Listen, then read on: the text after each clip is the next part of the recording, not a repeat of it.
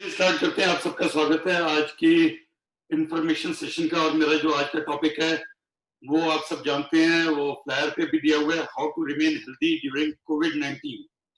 इस पेंडेमिक कोविड-19 के दौरान हम सब फिटेस्ट कैसे रह सकते हैं, हेल्दीएस्ट कैसे रह सकते हैं, राइट। ये मेरा टॉपिक है। मेरे जो हमेशा मैं जो सेशंस करता हूँ हमेशा वो आज नहीं कर रहा हूँ। अगर वो सेशन देखना हो लाइफस्टाइल डिजीजेस के ऊपर तो यूट्यूब के ऊपर अवेलेबल है। जिस व्यक्ति ने आज आपको लिंक भेजा है उसी से लिंक मांग लीजिए और यूट्यूब पे जाकर उस लाइफस्टाइल सेशन के सेशन को देख सकते हैं, लाइफस्टाइल डिजीज के सेशन को देख सकते हैं। तो मैं शुरू करने से पहले, इस टॉपिक पे आने से पहले कुछ एश्योरेंसेस देना चाहूंगा, राइट। पहली एश्योरेंस तो ये देना चाहूंगा कि ये लेटेस्ट इंफॉर्मेशन है, अपडेटेड इंफॉर्मेशन है, बिल्कुल लेटेस्ट। जो वर्ल्ड में टॉप साइंटिस्ट और रिसर्चर्स और इंस्टीट्यूट्स जो इंफॉर्मेशन आज रिलीज कर रहे हैं वो इंफॉर्मेशन मैं आपके साथ शेयर करूंगा।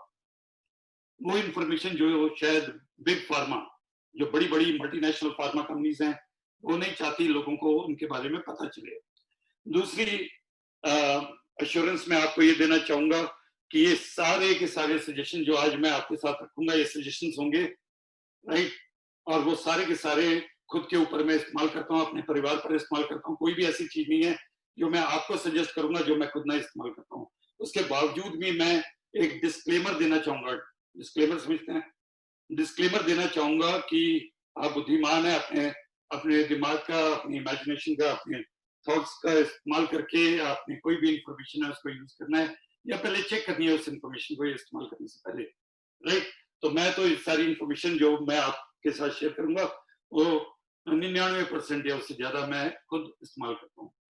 और तीसरी एश्योरेंस में देना चाहूंगा कि बिल्कुल ये सेशन जो है लेमन लैंग्वेज में होगा, बिल्कुल आम भाषा में, ऑर्डिनरी भाषा में होगा, जो आप आसानी से समझ सकते हैं, राइट। उसके बावजूद भी अगर कोई चीज ऐसी रह गई जो नहीं समझ आई, आप जिसने आपको बुलाया है उससे चेक कर सकते हैं, या इस सेशन के एंड में जो मेरे टेक्निकल एक्सपर्ट हैं जो मुझे हेल्प कर रहे हैं इस प्रेजेंटेशन को देने में, आशीष सिंह, वो हमारा नंबर डिस्प्ले करेंगे।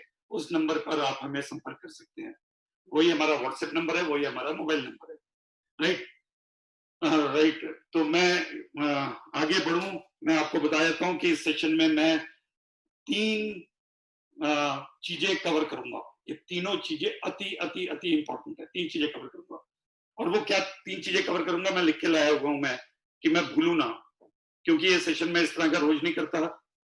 ये वंस इन अ वाइल वाला सेशन है, कोविड में पहली बार कर रहा हूं मैं। तो 3 चीजें क्या मैं कवर करूंगा।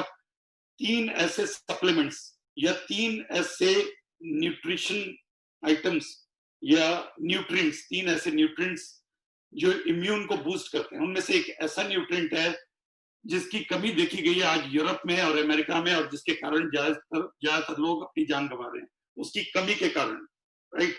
अब ये आप समझदार हो, ये रिपोर्ट्स हैं लेटेस्ट कि उस न्यूट्रिएंट की कमी के कारण आज बहुत सारे लोगों की जान जा रही है, खासकर यूरोप में, खासकर यूके में, और वहीं की स्टडी है ये।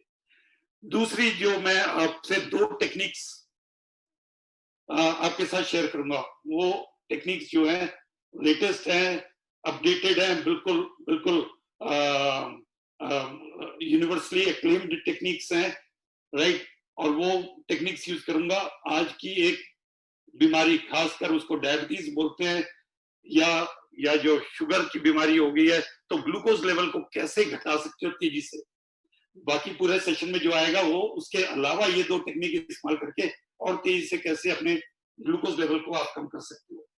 और तीसरी चीज, मैं 4 रिफाइंड चीजें जो लोगों के किचन में होती हैं, वो 4 रिफाइंड चीजों का सब्स्टिट्यूट बताऊंगा, क्योंकि वो 4 रिफाइंड चीजें हैं जो ज्यादातर लोगों को आज की बीमारियां लेके आ रही हैं, लाइफस्टाइल डिजीज लेके आ रही हैं और लोगों का इम्यून सिस्टम कम कर रही है। तो उन 4 चीजों के बारे में बताऊंगा और उनका रिप्लेसमेंट बताऊंगा। तो शुरुआत करते हैं, सीधा टॉपिक पर आते हैं कि आज की परिस्थितियों में हम फिट कैसे रह सकते हैं, हेल्दी कैसे रह सकते हैं। पर इस टॉपिक को आगे बढ़ाऊं तो मैं एक रिपोर्ट आपके साथ शेयर करना चाहता हूं। ये रिपोर्ट किसकी है? ये रिपोर्ट है निमहंस की। निमहंस है NIMHANS, national institute of mental health and neurology, right. और मैं आशीष जी से बोलूंगा कि वो इस रिपोर्ट को शेयर करें आपके साथ, एंड न्यूरो साइंसेस। तो ये national institute of mental health and neuro sciences की रिपोर्ट है। ये क्या बोल रही है, अगर आप पढ़ सकते हैं तो सीधा सीधा बोल रही है, और कल की 29 तारीख की रिपोर्ट है। ये बोलती है कि 50% इंडियंस जो है will have covid by December, इस दिसंबर तक, दिसंबर 2020 तक 50% हिंदुस्तानियों को कोविड-19 हो जाएगा, यानी वायरस उनके अंदर टच कर जाएगा, उनके अंदर जा सकता है। और वो आगे बोलते हैं कि 90% को पता भी नहीं चलेगा कि उनके अंदर वायरस भी आया, यानी उनके हिसाब से 10% को पता चलेगा, राइट। आगे क्या लिखते हैं, मैं आगे थोड़ा सा और पढ़ के आपको बताना चाहूंगा। ये बोलते हैं कि ये 90% जो 50% हिंदुस्तानियों को होगा, उसमें से 90% को तो पता नहीं चलेगा। 5 से 10% ऐसे केस होंगे जिनको ऑक्सीजन की जरूरत पड़ सकती है, यानी इमरजेंसी ऑक्सीजन की जरूरत पड़ सकती है, उनको हॉस्पिटलाइजेशन की जरूरत पड़ सकती है या आईसीयू की जरूरत पड़ सकती है। उन 5 से 10% केसेस में 5% ऐसे हैं जिनको वेंटिलेटर्स की जरूरत पड़ सकती है, राइट। और मैं ये डरा नहीं रहा, थोड़े से फिगर्स हम अपने आप ही जांच लेते हैं। फिगर्स क्या है, अगर 50% हिंदुस्तानी जो है 140 करोड़ हिंदुस्तानी है, राइट। जनसंख्या हिंदुस्तान की 140 करोड़ है। इसका मतलब है दिसंबर तक 50% यानी 70 करोड़ को, ये मेरी रिपोर्ट नहीं है, ये निमहंस की है, नेशनल इंस्टीट्यूट है, बहुत ही रिकॉग्नाइज्ड, यहाँ पे क्लियरली मेंशन्ड है, national institute of mental health and neuro sciences. और उनके जो मिस्टर रवि हैं, जो डायरेक्टर हैं, राइट, वो वी रवि जो है, उनका ये मानना है। तो वो क्या बोलते हैं कि ये जो 50% यानी 70 करोड़ को इन्फेक्टेड होंगे, यानी वायरस उनके अंदर घुसेगा, और 90% को पता नहीं चलेगा, यानी 10% को पता चलेगा। तो 70 करोड़ का अगर 10% लगाए तो 7 करोड़ होता है, राइट। तो उनके हिसाब से अप टू 7 करोड़ लोगों को ऑक्सीजन की जरूरत पड़ सकती है। यानी ये सुन के ही थरथरा जाता हूं मैं। 7 करोड़ लोग अगर अस्पतालों की जरूरत पड़ जाए, या बेड्स की जरूरत पड़ जाए, या उनको ऑक्सीजन की जरूरत पड़ जाए, या आईसीयू की जरूरत पड़ जाए, तो होगा क्या? इतने सारे बेड्स हैं हमारे पास क्या? इतनी सारे हमारा मेडिकल इंफ्रास्ट्रक्चर क्या इतने सारे लोगों को हैंडल कर सकता है इकट्ठा? तो ये 7 करोड़ को अगर इसका हम 5% भी मान लें, उन्होंने 5 से 10% बोला है, 5% भी 3.5 करोड़ होते हैं। अब उन्होंने कहा कि 3.5 करोड़, ये जो 10% है उसमें से 5 करोड़ को तो वो बोलते हैं वेंटिलेटर की जरूरत होगी, यानी 3.5 करोड़ को वेंटिलेटर आपके पास, तो उसमें से 5% को वेंटिलेटर की वो बोलते हैं जरूरत पड़ेगी। मैं बोलता हूँ 1% को जरूरत पड़े। अगर 3.5 करोड़ का 1% निकाल लें तो करीब 35 लाख होता है, राइट, जिनको वेंटिलेटर की जरूरत पड़ सकती है। तो इतनी बड़ी संख्या में अगर वेंटिलेटर्स की जरूरत पड़ेगी तो क्या परिस्थिति होगी मुझे नहीं पता, पर ये मैं इतना आपको बता रहा हूं कि ये जो जिम्मेवारी है हमारी हेल्थ की, ये हमारे ऊपर है, क्योंकि इतना बड़ा बर्डन कोई भी दुनिया की सरकार, अमेरिका जैसी जो नंबर 1 है वर्ल्ड में, वो नहीं हैंडल कर पा रही आज, राइट। तो हम तो नंबर 1 है नहीं, तो इसलिए हम सबको अपनी जिम्मेवारी खुद की लेनी चाहिए और अंडरस्टैंड करना चाहिए कि कल कोई परिस्थिति बिगड़ी, पहले तो मैं चाहूंगा ईश्वर से हम सब मिलकर प्रार्थना करें कि ऐसी परिस्थिति ना आए। उसके बावजूद भी अगर ऐसी परिस्थिति आती है तो हमें उसके लिए हमेशा तैयार रहना चाहिए, और आज का सेशन आपको मदद करेगा उसमें तैयार होने के लिए। मैं कुछ भी ऐसा नहीं बोल रहा हूँ कि आपको उसको ठीक करेगा, आपकी बीमारी रिवर्स करेगा, आपको कोई सिम्टम नहीं निकलेंगे, आपको अस्पताल नहीं जाना पड़ेगा, ऐसा कुछ नहीं। मैं आपको बोल रहा हूँ ये सब मदद करेगा, राइट। और मैं इसके लिए तैयार हूँ, दुनिया के एक्सपर्ट्स इसके लिए तैयार हैं। जिस तरह से जो मैं आपको बताऊंगा वही दुनिया के एक्सपर्ट्स की राय है। तो मैं आपको बताना चाहूंगा कि जो कोरोना के जो सबसे रिस्की मामले होंगे, वो रिस्की मामले आपको मालूम है वो क्या होंगे, राइट। तो एक वर्ड है कोमॉर्बिडिटी। कोमॉर्बिडिटी आपने सुना होगा अक्सर, अगर आप इसको फॉलो कर रहे हैं तो कोमॉर्बिडिटी यहाँ पे लिख देता हूँ। कोमॉर्बिडिटी, कोमॉर्बिडिटी,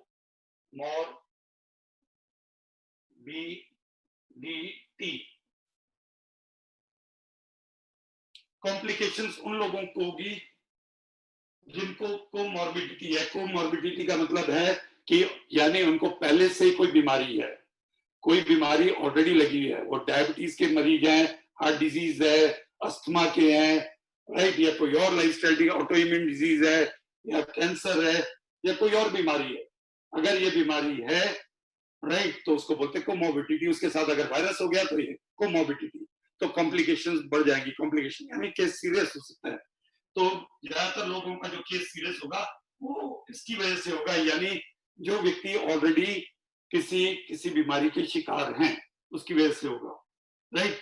तो खासकर इसमें से भी मैंने जितनी बताई उसमें एक वर्ड का ध्यान रखिएगा, जो डायबिटिक हैं, ओबीज लोग हैं, जिनका शुगर लेवल हाई रहता है, जो हाइपरग्लाइसीमिया के शिकार हैं, हाइपरग्लाइसीमिया यानी शुगर जिनकी बढ़ी रहती है, ग्लूकोज जिनका बढ़ा रहता है, वो खासकर उनको तवज्जो देनी है। उसके अलावा जिनको अस्थमा है, रेस्पिरेटरी डिजीजेज है, ये दो कैटेगरी ऐसी हैं, या लंग से रिलेटेड जिनको जिनको बीमारियां हैं, इन्फेक्शन है, जिनको आप बोल सकते हैं ब्रोंकाइटिस है, ब्रोंकियल अस्थमा है, एम्फाइसीमा है, या उनको कोई और एयर से रिलेटेड या लंग से रिलेटेड लंग कैंसर है, कोई और है, ये खासकर बहुत बड़ा खतरा झेल सकते हैं। तो इनको खासकर इन लोगों को ज्यादा ध्यान रखना। तो जो लोग डायबिटिक हैं, जो लोग ऑलरेडी रेस्पिरेटरी ट्रैक्ट इन्फेक्शन से ग्रस्त हैं या उस तरह की बीमारियों से ग्रस्त हैं, उनके लिए खासकर। और जनरली जिनको ऑलरेडी पहले से ही लाइफस्टाइल डिजीज या कोई और डिजीज पहले से चल रही है, इन्फेक्शन पहले से चल रहा है, उन पे कोरोना वायरस आता है, तो उनके लिए खतरा अत्यधिक है, जरूर से ज्यादा है, राइट। पर मैं आपको कुछ चीजें बता देता हूँ, आपको बहुत ज्यादा तसल्ली मिलेगी सुनकर। जब मेरे को ये सब चीजें पता चली थी कुछ महीने पहले, राइट, तो मेरे को बहुत तसल्ली मिली थी।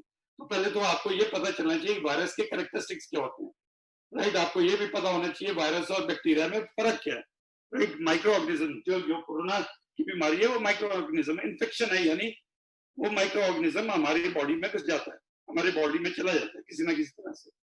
तो वायरस जो ज्यादा जनरली जाता है, और जो कोरोना वायरस जाता है, वो नाक के थ्रू, मुंह के थ्रू, आंखों के थ्रू, आंख, नाक और मुंह के थ्रू जाता है। इसलिए तो मैं आपको ये बता देता हूँ कि जो सारी चीजें मैं बता रहा हूँ, ये सारी चीजों तो सेकेंडरी है। सबसे पहले तो हमें हमारे अंदर वायरस जाए ही ना, तो बात की बात है, ये सब हम प्रिकॉशंस उसके लिए ले रहे हैं, सेकेंडरी बैकअप के लिए, राइट।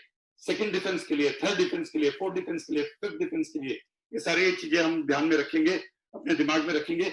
और सबसे पहले हमारी कोशिश है, जो WHO बोल रही है और सरकारें बार बार बोल रही है, सोशल डिस्टेंसिंग का पालन करना है, मास्क के बगैर बाहर नहीं निकलना है, हैंड वॉशिंग बार बार करनी है। कोई भी सरफेस बाहर जाके आप टच करते हैं तो पहला काम ये करना है, या तो वो सैनिटाइजर से एकदम तुरंत उसके बाद टच करने के बाद ही अपने हैंड्स क्लीन करने हैं, या घर आते सार अगर सैनिटाइजर आपके पास नहीं है तो पहले जहां पर भी सोप एंड वाटर मिले तो सोप एंड वाटर। और जब तक वो हैंड वॉश नहीं करेंगे तो अपना हाथ आप मुंह पर नहीं लेके जाएंगे, मास्क पर भी नहीं लेके जाएंगे, राइट। मुंह को रब नहीं करेंगे, आंखें रब नहीं करेंगे, नोज रब नहीं करेंगे, कुछ और रब नहीं करेंगे, राइट। तो मुंह को तो और नोज को तो आप अपने मास्क से कवर कर सकते हैं।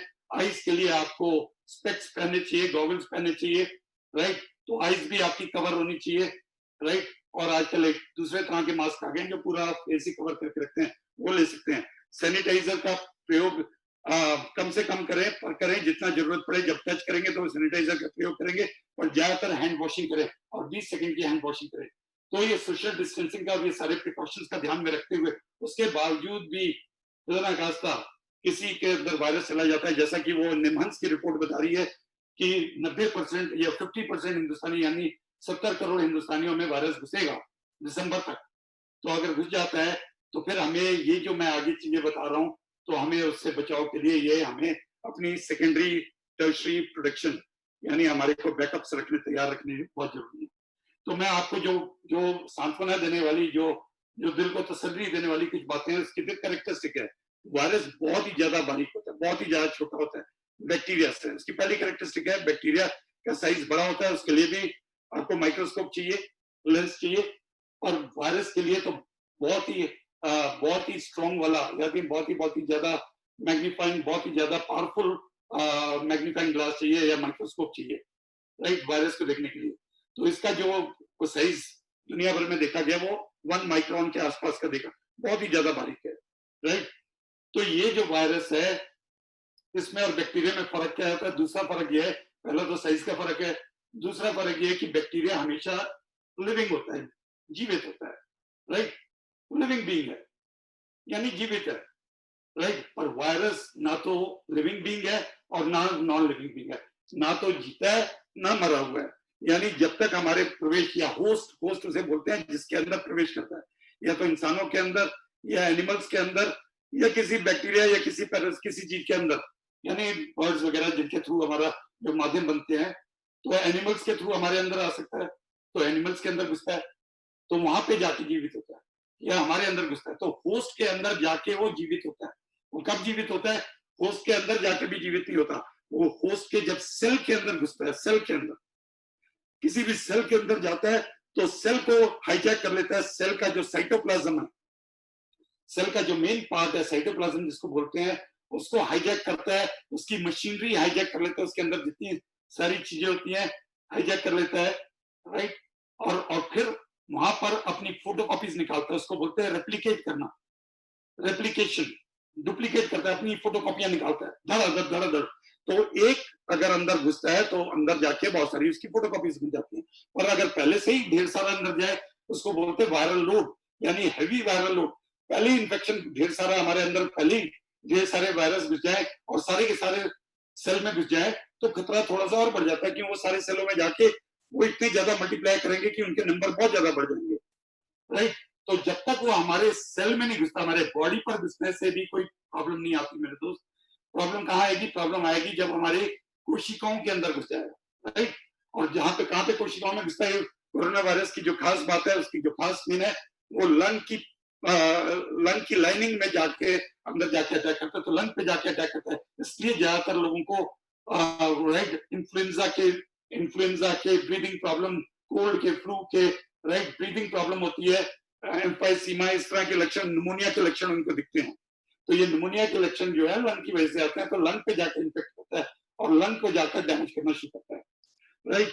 तो इसके ऊपर और आगे बात करेंगे। तो ये जब तक हमारे सेल में नहीं जाता तब तक इनएक्टिव है। तो खाली बॉडी में जाने से, कोरोना पॉजिटिव आने से कुछ नहीं होता। अगर किसी के अंदर कोरोना चला गया और वहां पे टेस्ट में आ गया कोरोना पॉजिटिव, आपको लक्षण दिख भी नहीं रहे और आएंगे भी नहीं, क्योंकि जब तक वो सेल में नहीं जाएगा, और सेल में जाके भी उसको मल्टीप्लाई करना पड़ेगा। और मैं आगे वो भी बताऊंगा कि क्या चीज करें कि वो मल्टीप्लिकेशन कर ही ना पाए, कि अगर सेल में भी घुस जाता है तो कैसे उसकी मल्टीप्लिकेशन की वो मल्टीप्लाई ना कर पाए, हमें क्या काम करने हैं। तो आज वही मैं आपको, बहुत ही इंपॉर्टेंट, तो एंड तक बने रहिएगा। जो इन्फॉर्मेशन दे रहा हूँ वो ऐसी लेटेस्ट कटिंग एज इन्फॉर्मेशन है, ऐसी इन्फॉर्मेशन है जो बहुत ही अत्यधिक इंपॉर्टेंट है। तो जितने स्मार्ट और शार्प लोग हैं उन्हें इसकी इंपॉर्टेंस का पता चल जाएगा, और या काफियों को पता भी होगा, राइट। उसको थोड़ा और बारीकी से मैं बताने जा रहा हूँ। तो वायरस नहीं मारता, पहली बात तो मैं आपको बता दूं, वायरस से लोग नहीं मरते। मरते फिर किससे हैं? जो लोग दुनिया में, आपको मालूम है अमेरिका में 1 लाख से ज्यादा मर चुके हैं, यूके में भी कोई 35-40 हजार, तो मैंने कई दिन पहले सुना था 40 हजार से ज्यादा मर चुके, इटली में भी 40 हजार से ज्यादा, बहुत टाइम पहले स्पेन में भी 40 हजार से ज्यादा, राइट। ईरान में कई हजार, यानी 20-30 हजार तो बहुत पहले सुन लिया था मैंने।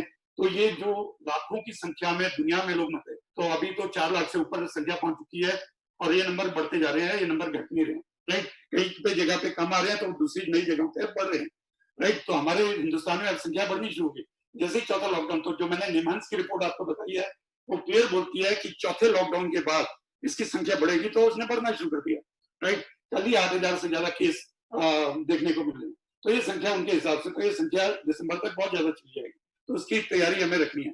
तो मैं आपको बता रहा था वायरस नहीं मारता, तो फिर क्या चीज मारती है? हमारा इम्यून सिस्टम मारता है। आप बोलेंगे कैसी बात कर रहे हैं आप, इम्यून सिस्टम तो हमारा बचाता है, इम्यूनिटी जो है हमारे को बचाती है, इम्यून का मारता है। तो मेरे दोस्तों आपको थोड़ा बहुत इम्यून के बारे में पता होना चाहिए, इम्यून की कैरेक्टरिस्टिक्स पता होनी चाहिए, इम्यून सिस्टम जो है वो कैसे काम करता है। इम्यून सिस्टम जो है हमारी बॉडी के लिए अति आवश्यक है, पर उसका बैलेंस में रहना।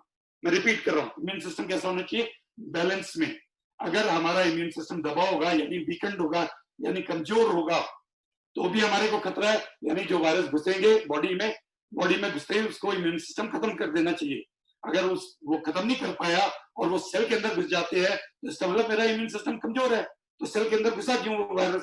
तो उन्हीं का सेल के अंदर घुसेगा जिनका इम्यून सिस्टम कमजोर होगा। तो 2 तरह के इम्यून सिस्टम होते हैं, एक कमजोर और दूसरा इम्यून सिस्टम होते हैं hyper active immune system, right. तो ये दोनों हमारे काम के नहीं है। जो कमजोर इम्यून सिस्टम है वो क्या करेगा, वायरस को ना केवल बॉडी में घुसने देगा और उसको उसको उसको मार नहीं पाएगा, खत्म नहीं कर पाएगा, उसको ओवर पावर नहीं कर पाएगा, बल्कि वो वायरस जो है सेल के अंदर भी घुस जाएगा। इम्यून सिस्टम कुछ भी नहीं कर पाएगा, राइट। और सेल के अंदर जाकर अपने को डुप्लीकेट करना शुरू कर देगा, खुद अपनी अपनी निकालनी शुरू कर देगा। तो ये तो वो है जब इम्यून सिस्टम कमजोर होते हैं। और हाइपर एक्टिव इम्यून सिस्टम किसे बोलते हैं, कि जब वो अंदर सेल की कॉपियां बना रहा है, राइट। जब कमजोर इम्यून सिस्टम है और सेल की कॉपियां बन रही, तो इम्यून सिस्टम पैनिक में आ जाता है। वो देखता है कि दुश्मन अंदर घुस गया और वो मल्टीप्लाई करके सैकड़ों और हजारों में हो गया वो, तो इम्यून सिस्टम पैनिक करता है। और जब वो पैनिक करता है तो वो क्या करता है, पैनिक करते वक्त वो बहुत सारे एंजाइम्स रिलीज करता है, उनको बोलते हैं साइटोकाइंस, उसको साइटोकाइन स्टॉर्म भी बोलते हैं। तो खूब सारे एंजाइम रिलीज करता है, उनको साइटोकाइंस बोलते हैं, साइटोकाइन स्टॉर्म भी बोलते हैं। एक तरह से बाढ़ आ जाती है, एक तरह से आंधी तूफान चल जाती है, क्योंकि उसे पता है इम्यून सिस्टम, क्योंकि जब वो वायरस अंदर घुसा था मैं उसको मार नहीं पाया, और जब उसने खूब सारे मल्टीप्लाई करा दिए तो वो पैनिक में आ गया। तो हड़बड़ाहट में वो क्या करता है, वो बहुत सारे वो एक बाढ़ सी ला देता है साइटोकाइंस की, राइट। ये साइटोकाइंस एक तरह के प्रोटीन्स हैं, और वो क्या लाता है, जब पैनिक में आके इनकी बाढ़ लेके आता है साइटोकाइन की, उसको साइटोकाइन स्टॉर्म बोलते हैं। यानी हाइपर ड्राइव में चला जाता है, ओवर ड्राइव में चला जाता है, ओवर रिएक्टिव हो जाता है। तो साइटोकाइन स्टॉर्म की वजह से म्यूकस यानी पानी लंग्स में भरता चला जाता है, और जब वो पानी भरता है तो वो लंग्स जो है डूबना शुरू हो जाते हैं, यानी वहां पे सांस लेने में दिक्कत आनी शुरू हो जाती है। लंग्स में क्या होता है, एक्सचेंज होता है। किसका एक्सचेंज होता है, गैस का एक्सचेंज होता है। लंग्स में अंगूर के शेप के छोटे छोटे एल्विलाई होते हैं, एल्विलाई बोलते हैं ग्रेप शेप, राइट। छोटे छोटे गुब्बारे होते हैं, उनको बोलते हैं एल्विलाई। तो अंगूर के शेप के जो छोटे छोटे गुब्बारे होते हैं, पूरा लंग से कवर होता है। और वहां पे वो जो एल्विलाई है, उसका मेन काम क्या है, जो गैस जो हवा जो हमने सांस अंदर ली जिसमें ऑक्सीजन है, उस ऑक्सीजन को उस अंगूर के शेप से बाहर निकाल के हमारे ब्लड में डालना, और ब्लड में से कार्बन डाइऑक्साइड को अपने अंदर लेना, और फिर ऑक्सीजन, वो जो कार्बन डाइऑक्साइड है एक्सेल आउट, बाहर निकाल देना। तो जो गैसियस एक्सचेंज है वो एल्विलाई में होता है, वो लंग्स के ऊपर की लेयर में होता है, यहाँ पे बहुत सारे छोटे छोटे गुब्बारे होते हैं, राइट। तो ये जो हाइपर एक्टिव जो होता है, जब गुब्बारे जब वहां पे पानी भर जाता है तो वहां पे वो ऑक्सीजन मिल नहीं पाती, राइट। कार्बन डाइऑक्साइड हमारे हमारे हमारे बॉडी के हमारे ब्लड में रह जाती है, हमारे सिस्टम में रह जाती है, और ऑक्सीजन ब्लड सिस्टम में जा नहीं पाती, ऑर्गन्स तक पहुंच नहीं पाती, लंग्स ब्रीदिंग नहीं कर पाते, तो ब्रीदिंग प्रॉब्लम हो जाती है। बंदा जो है उसको तड़पन, उसकी ब्रीदिंग जो है सांस उखड़नी शुरू हो जाती है, और जब हाई ब्रीदिंग प्रॉब्लम बढ़ती है तो उसको एकदम ऑक्सीजन की जरूरत पड़ती है, राइट। और जब ऑक्सीजन बिना समझे तो लंग्स को वेंटिलेटर पर डाला जाता है, यानी जो लंग्स काम नहीं कर पा रहे क्योंकि वहां पे पानी भर गया, तो एक आर्टिफिशियल मशीन है जिसको वेंटिलेटर बोलते हैं। तो वेंटिलेटर जो है लंग्स का काम करती है, और आर्टिफिशियली कुछ दिन तक, 10 दिन तक, 15 दिन तक, जब तक वो पानी निकल नहीं जाता, इन्फेक्शन ठीक नहीं हो जाता, तब तक वो वेंटिलेटर पर बंदा रहता है। तो लंग्स का काम जो है वो मशीन करती है जिसको वेंटिलेटर बोलते हैं, और जब उसका इन्फेक्शन खत्म हो जाता है तब वो इंसान जो है अपने लंग्स पर नॉर्मल ब्रीदिंग करना शुरू करता है। तो जब तक वो लंग्स पे पानी भरा होता है तो बंदे को वेंटिलेटर की जरूरत है। तो जिसको वेंटिलेटर आसानी से मिल जाता है, जिसको ऑक्सीजन आसानी से मिल जाता है, तो वहां पर भी ज्यादा खतरा नहीं है, तभी लोग वहां पे मरते हैं। पर यहाँ पर जब हमारी जो मेडिकल सिस्टम है वो ओवर पावर हो जाए, जब उन पर लोड बहुत ज्यादा पड़ जाए कि इकट्ठे सैकड़ों मरीज इकट्ठे हॉस्पिटल में भर्ती हो रहे हैं, सबको आईसीयू की जरूरत है, सबको ऑक्सीजन की जरूरत है, सबको, उनमें से काफी सारों को वेंटिलेटर की जरूरत है। अब वेंटिलेटर बचे ही नहीं, तो नए जो मरीज आ रहे हैं उनको वेंटिलेटर मिल नहीं रहे, तो बंदा जो है ट्रीटमेंट की कमी के कारण, ऑक्सीजन की कमी के कारण, वेंटिलेटर की कमी के कारण दम तोड़ देता है, राइट। तो इसलिए हमें सांत्वना ये है कि वायरस नहीं मारता, हमारा इम्यून सिस्टम मारता है। तो हमें फिर क्या करना चाहिए, हमें हमारा इम्यून सिस्टम ना तो कमजोर होना चाहिए ना हाइपर एक्टिव होना चाहिए, हमारा इम्यून सिस्टम हमेशा बैलेंस्ड होना चाहिए, बैलेंस्ड, राइट। बैलेंस उसको बोलते हैं जब वायरस घुसे अंदर तो इससे पहले वो सेल में जाए, उससे पहले ओवर पावर करके उसको खत्म कर दे, इंजेस्ट कर ले, इसको खत्म कर दे, राइट। और उसका मेन काम क्या कौन करते हैं इम्यून सिस्टम के? WBC, व्हाइट ब्लड सेल्स करते हैं काम, वहीं पे किल कर देते हैं, अपने एनिमी को देखते हैं अंदर घुसे और वहीं पे ओवर पावर करके खत्म कर देते हैं, काम तमाम कर देते हैं, सेल पे जाने का मतलब नहीं होता, राइट। पर जब हमारे WBC कमजोर हो जाते हैं, संख्या उनकी घट जाती है, तब वो सेलों में घुस जाते हैं, राइट। तो हमारा बैलेंस्ड इम्यून सिस्टम होना चाहिए। तो वो कैसे होगा इम्यून सिस्टम? तो कैसे, how to keep immune system in balance? तो इम्यून सिस्टम को बैलेंस में कैसे करें, आपका प्रश्न होगा। तो अब मैं आपको बताता हूँ कि इम्यून सिस्टम को बैलेंस में करने के लिए क्या करना पड़ेगा। तो पहला तो हमें लाइफस्टाइल डिजीज यानी जीवन शैली से संबंधित बीमारियां क्या होती हैं? लाइफस्टाइल डिजीज जो एक इंसान के रहन सहन, खान पान, सोच, संगत, पर्यावरण, फिर रिपीट कर रहा हूँ, रहन सहन, खान पान, सोच, संगत, पर्यावरण की वजह से जो बीमारियां लगती हैं उनको बोलते हैं लाइफस्टाइल डिजीज, राइट। क्या है ये बीमारियां? मैंने आपको एक शुगर का पहले ही बता दिया, जिसको डायबिटीज बोलते हैं, हिंदी में उसको मधुमेह बोलते हैं, मधुमेह, राइट। डायबिटीज या मधुमेह, मधुमेह बोलते हैं। और उसके अलावा हार्ट डिजीज है, उसके अलावा कैंसर है, उसके अलावा ऑटो इम्यून डिजीज है, राइट। यानी जहाँ पे हमारा इम्यून सिस्टम हमारे एंटी चला जाता है, जिसके बारे में अभी थोड़ा बताया था, साइटोकाइन स्टॉर्म वो भेज देता है। उसके अलावा रेस्पिरेटरी प्रॉब्लम है, यानी अस्थमा है। उसके अलावा माइंड से, ब्रेन से रिलेटेड बीमारियां, पार्किंसंस हो गया, अल्जाइमर हो गया, डिमेंशिया हो गया। उसके अलावा लिवर लोगों के डैमेज हैं, फैटी लिवर्स है, राइट, या लिवर सिरोसिस हो रखा है। उसके अलावा लोगों की किडनी डैमेज है, या 80%, 90%, 50%, 60%, 70%, 80%, या टोटल कंप्लीट एक किडनी काम ही नहीं कर रही है। दो किडनी होती है, एक कंप्लीट काम नहीं कर रही और एक आधी काम कर रही है, राइट। क्या हो गया? किडनी ब्लॉक हो गई, किडनी ब्लॉक हो गई। वो छन्नी का काम है, उसका मेन काम छन्नी का है, यानी जितना टॉक्सिक मटेरियल है, जितना जहरीली चीज है, वो सिस्टम से बाहर कर देती है, पेशाब के थ्रू बाहर चला जाता है, और जो काम की चीजें हैं उसको बॉडी में रोक लेती है। पर गड़बड़ कब होती है? जब वो टॉक्सिक मटेरियल यानी जहरीली चीजें भी बाहर ना निकले, ब्लॉक हो जाए अंदर ही। या फिर कब डैमेज होती है? जब उस छन्नी वाली जगह पे जगह जगह लीकेज हो जाए और अंदर की इंपॉर्टेंट चीजें, प्रोटीन वगैरह, एल्ब्यूमिन वगैरह, इंपॉर्टेंट चीजें भी बाहर निकलनी शुरू हो जाए। तो दो तरह से किडनी खराब होती है। एक, जब उसमें ज्यादा लीकेज बढ़ जाती है तो अंदर के इंपॉर्टेंट मटेरियल भी बाहर निकलने शुरू हो जाते हैं, तब भी गड़बड़। अंदर जितना बॉडी को जो अच्छे इंपॉर्टेंट तत्व चाहिए थे वो भी निकल निकल के बाहर जा रहे। और दूसरा, जब वो ब्लॉक हो जाती है तो जहरीले पदार्थ भी बाहर नहीं जा पाते, वो अंदर पड़े रहते हैं। जब जहरीले पदार्थ अंदर रहेंगे तो अंदर जहर बढ़ता जाएगा और हमारी जो ऑर्गन्स हैं वो खराब होते चले जाएंगे और ऑर्गन्स खत्म होते चले जाएंगे, डैमेज होते चले जाएंगे, राइट। तो किडनियां आज बहुत लोगों की ब्लॉक हो रही हैं या लीक हो रही हैं, उसको बोलते हैं क्रॉनिक किडनी डिजीज, CKD बोलते हैं उसको। तो ये सारी की सारी बीमारियां जो मैंने आपको बताई, अभी और इसके अलावा कई और बीमारियां हैं, ये सारी इनको कहते हैं लाइफस्टाइल डिजीज।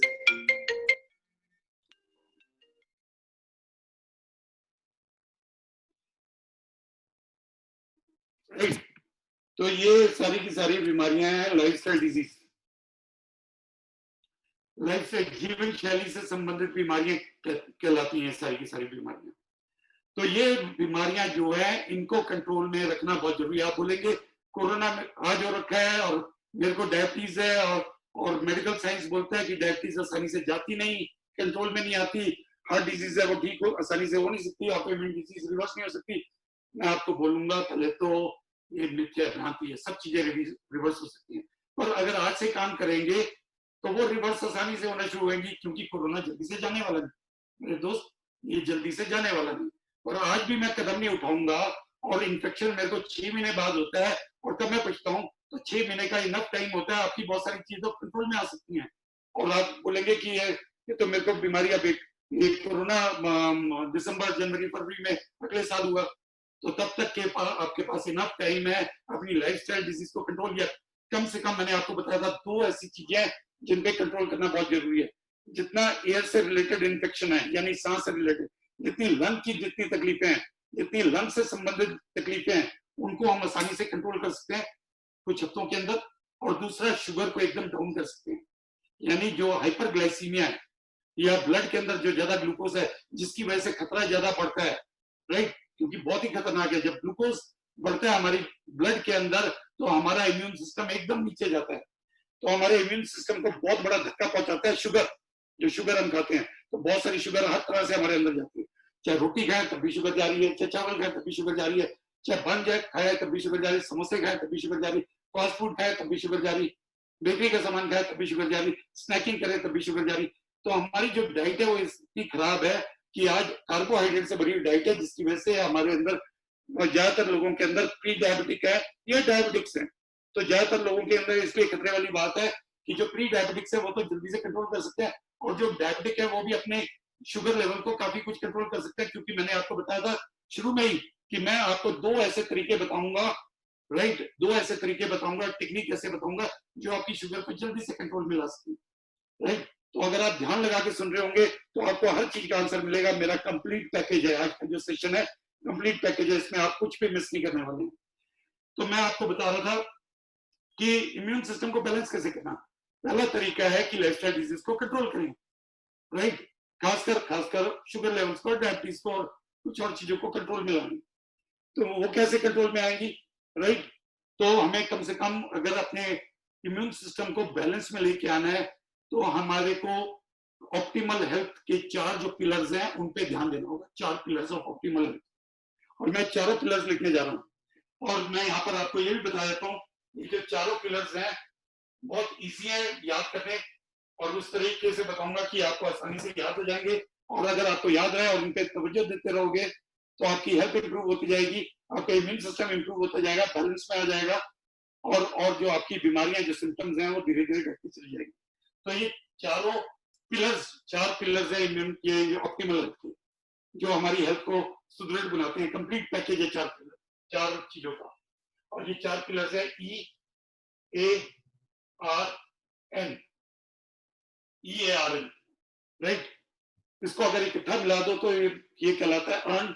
और जो अर्न है, राइट, हम क्या अर्न करते हैं, राइट, हम हेल्थ को अर्न करते हैं। साइंटिस्ट बोलते हैं जिस तरह से हम पैसा अर्न करते हैं उससे हमारी अच्छी जीविका चलती है, उससे हमारे को लाइफ स्टाइल मिलता है, उसी तरह से हेल्थ को भी अर्न करना पड़ता है, उसको भी कमाना पड़ता है, बैठ के नहीं मिलती, राइट।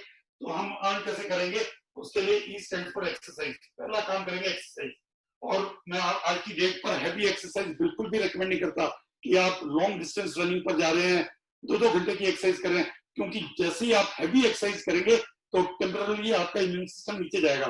तो हैवी एक्सरसाइज बिल्कुल नहीं करनी, मॉडरेट करनी है। और भी छोटी मैं आपको बता देता हूँ, उसको बोलते हैं high intensity interval training, right, ये आप कर सकते हैं, राइट। दूसरा आपको क्या करना है, अगर मेरे को इम्यून सिस्टम को बैलेंस में लाना है तो अपनी सोच को ठीक करना है, राइट। सोच को क्यों ठीक करना है, क्योंकि साइंटिफिकली प्रूव हो चुका है जो हमारी थॉट्स हैं, हमारी जो सोच है, उससे हमारी कोशिकाएं कंट्रोल होती हैं। और कितनी कोशिकाएं हमारे बॉडी में, 100 खरब से लेकर 200 खरब, कहीं पर 100 लिखा है, कहीं पर 150, कहीं पर 200, कहीं पर 125, कहीं पर मैंने 50 खरब भी सुने। तो 50 ट्रिलियन से लेकर 200 ट्रिलियन तक हमारी कोशिकाएं हैं, राइट। सेल्स वैसी जीवित हैं जैसे मैं और आप जीवित हैं, वो भी सांस ले रहे हैं, मैं और आप सांस ले रहे हैं, उनको भी भूख लगती है, मुझे और आपको भूख लगती है, राइट।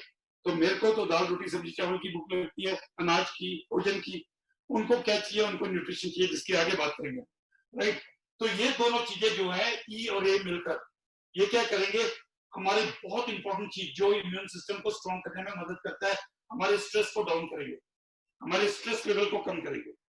जब हम हाई इंटेंसिटी 5 मिनट की एक्सरसाइज करेंगे, 3 मिनट की, 5 मिनट की रोज करेंगे, तो जिससे उससे ऑक्सीजन एकदम फ्लो बढ़ जाएगा। और जैसे ही वो ऑक्सीजन लेवल बढ़ेगा तो हमारे कोर्टिसोल लेवल होते हैं स्ट्रेस हार्मोन, यानी जो हमारा तनाव बढ़ाते हैं। तो वो आजकल आज की डेट पे सबके कोर्टिसोल लेवल बढ़े हुए हैं, तनाव बढ़ा हुआ है।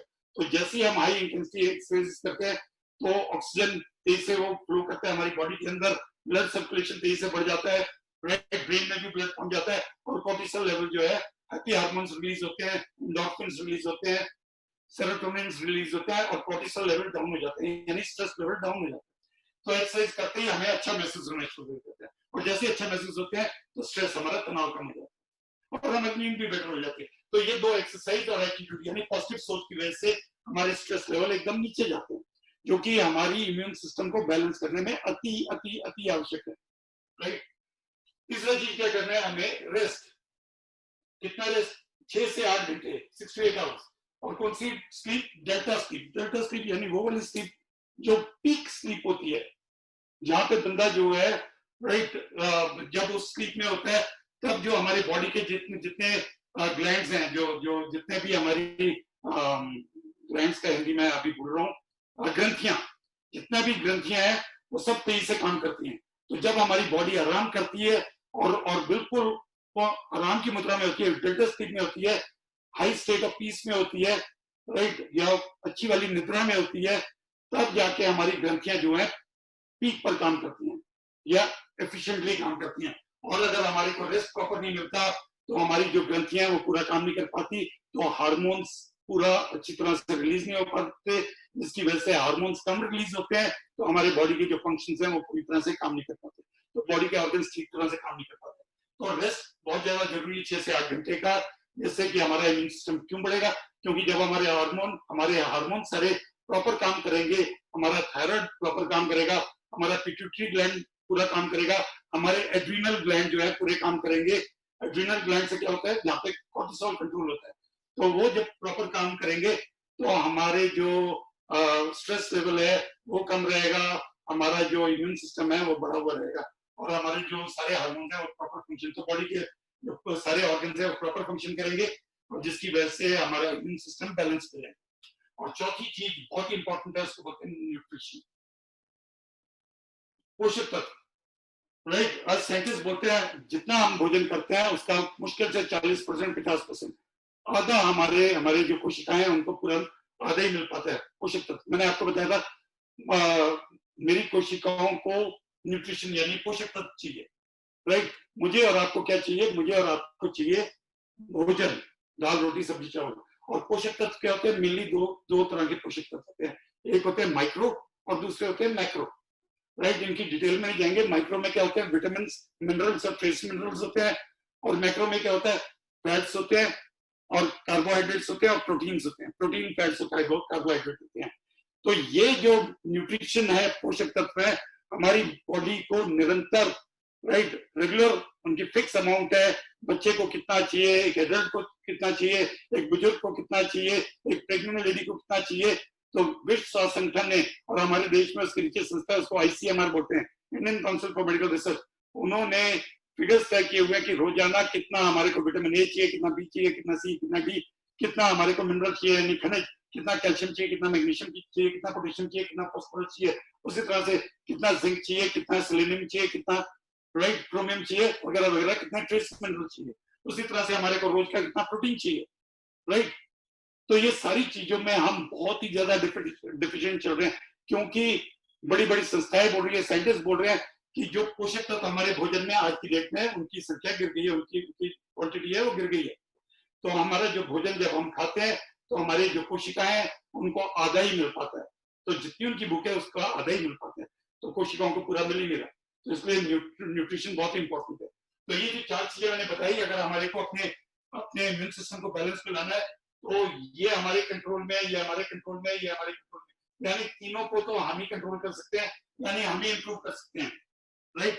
हम अपनी हाई इंटेंसिटी इंटरवल ट्रेनिंग कर रहे हैं, राइट, अपने को पॉजिटिव सोचना, पॉजिटिव मेंटल एटीट्यूड कर रहे हैं, तो हमारे स्ट्रेस लेवल अपने आप कम आ जाएंगे, सर्कुलेशन अपने आप बढ़ जाएगा, पॉजिटिविटी आ जाएगी, सेल हमारे अच्छे फंक्शन करना शुरू कर देंगे। उसके अलावा हैप्पी हार्मोन्स रिलीज होना शुरू हो जाएंगे, ऑक्सीजन की मात्रा बॉडी के अंदर बढ़ जाएगी और स्ट्रेस एकदम नीचे आ जाएगा, इम्यून सिस्टम एकदम बढ़ जाएगा। उसके अलावा क्या है, रेस्ट, रेस्ट हमारे कंट्रोल में 6 से 8 घंटे का बढ़िया रेस्ट है, राइट, जिसको बोलते हैं डेल्टा स्लीप।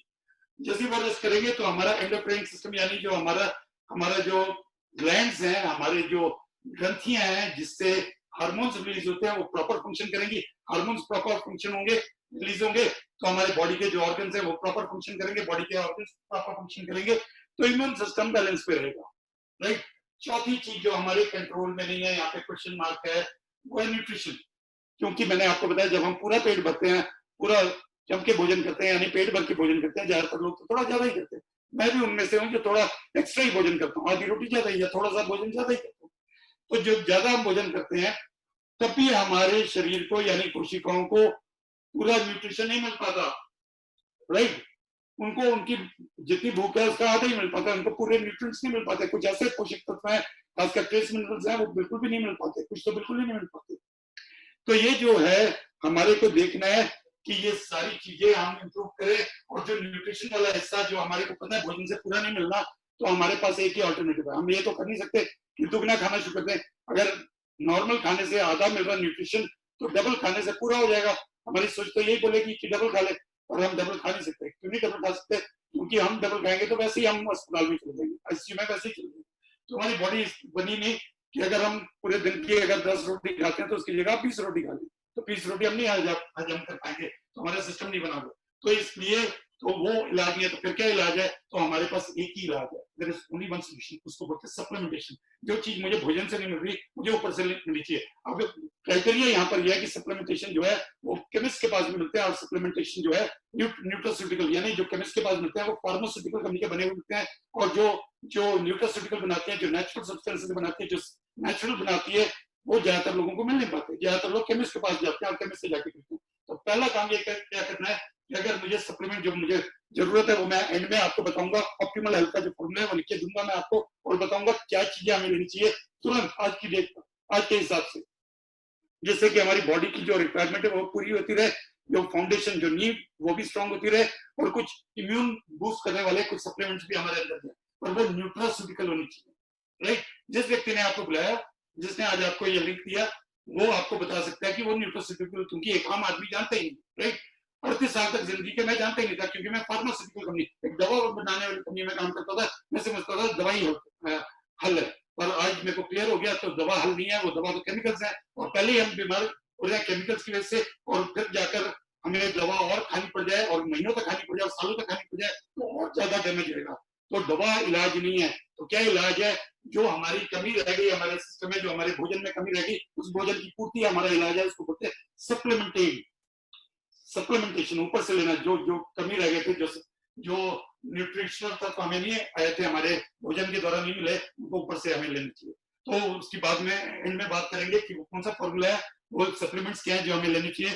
तो मैं आगे आ जाता हूँ। तो मैंने आपको बताया, तो इम्यून सिस्टम को बैलेंस करने के लिए EARN पे ध्यान देना है। एंड जो है, ये 3 चीजें हमारे कंट्रोल में, जो हमारे कंट्रोल में नहीं है उसके लिए हमें ऊपर से सप्लीमेंटेशन लेने की जरूरत है।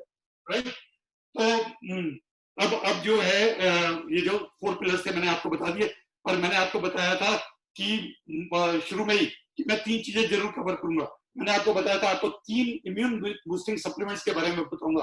तो 3 इम्यून बूस्टिंग सप्लीमेंट्स कौन से हैं जो आपके इम्यून सिस्टम को और तेजी से बूस्ट कर देंगे। ये तो बैलेंस करेंगे ही करेंगे, और बहुत जल्दी से। जिसका वीक है, अब कैसे पता चले कि मेरा जो इम्यून सिस्टम है कमजोर है? अगर आपको जल्दी जल्दी खांसी जुकाम लगता है, जल्दी जल्दी बुखार आता है, जल्दी जल्दी आपको कुछ ना कुछ प्रॉब्लम रहती है, तो आपका इम्यून सिस्टम कॉम्प्रोमाइज्ड है, वीकेंड है। राइट? जल्दी जल्दी अगर आपका इम्यून सिस्टम, राइट, अगर ऑटो इम्यून डिजीज है कोई, या बड़ी कोई बीमारी है, तो ओवर रिएक्ट कर रहा है आपका इम्यून सिस्टम, बैलेंस में नहीं है। तो कमजोर का कैसे पता चलता है? कमजोर का ऐसे पता चलता है, अगर कोई साल में 2-3 बार जैसे ही सीजन चेंज होता है तो बीमार हो जाता है, सीजन चेंज होता है तो बीमार हो जाता है, तो इसका मतलब इम्यून सिस्टम कॉम्प्रोमाइज है। या कुछ भी जरा सा भी कुछ कर ले, जरा सी हवा लग गई तो बीमार हो गया, जरा सा कुछ खा लिया तो बीमार हो गया, तो इसका मतलब इम्यून सिस्टम कॉम्प्रोमाइज है। तो ये सिंपल सा मेथड है पता करने का कि मेरा इम्यून सिस्टम कॉम्प्रोमाइज। तो जो लोग जल्दी जल्दी बीमार पड़ते हैं उनके लिए अति आवश्यक है, ध्यान से देखें, ध्यान से सुने मैं क्या बताने जा रहा हूँ। अब मैं आपको वो चीजें 3 बताने जाऊंगा जो आपके जल्दी से इम्यून सिस्टम को बूस्ट करेंगे। राइट? कि मैं साथ साथ ये EARN पे ध्यान दूं, और साथ में 3 चीजें और साथ में लेना शुरू करूं, जिससे कि मेरा इम्यून सिस्टम जल्दी से बैलेंस में आए। तो ये 3 चीजें मैं पहले बताया था, और एंड में दोबारा से लिख दूंगा फॉर्मूले में। राइट? तो ये 3 चीजें क्या है? सबसे पहली चीज जो है बहुत ही इंपॉर्टेंट है, मैं उसको लिखने जा रहा हूँ, उसको बोलते हैं विटामिन डी, जो आपको 30 से आपका बूस्ट करेगी इम्यून सिस्टम को। Vitamin D. राइट?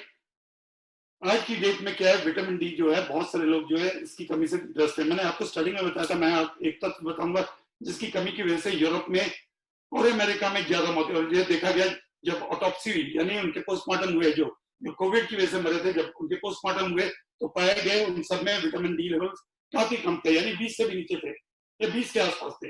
तो कितने होने चाहिए हमारे विटामिन डी लेवल हमारी बॉडी में?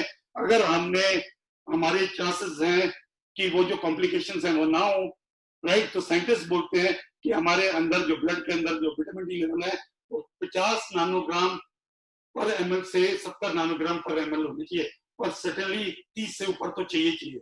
अगर 30 से नीचे है तो खतरे की घंटी है। अगर 20 से नीचे है तो बहुत ही ज्यादा डेंजर, बहुत ही ज्यादा खतरा बहुत ज्यादा बढ़ जाता है। अगर 30 के नीचे तो हमें क्या करना चाहिए, एक टेस्ट कराना चाहिए, राइट। वो विटामिन डी का टेस्ट है, किसी भी लैब वाले को बोलो और उसको बोलो मेरे सैंपल ले जाए और विटामिन डी का टेस्ट कर ले। और विटामिन डी के टेस्ट में आपको ये चेक करना है क्या मेरे विटामिन डी लेवल क्या वो 30 के ऊपर है कि नहीं है। और 30 के ऊपर है तो थोड़ा और ऊपर कीजिए, उसको 50 पर ले आइए।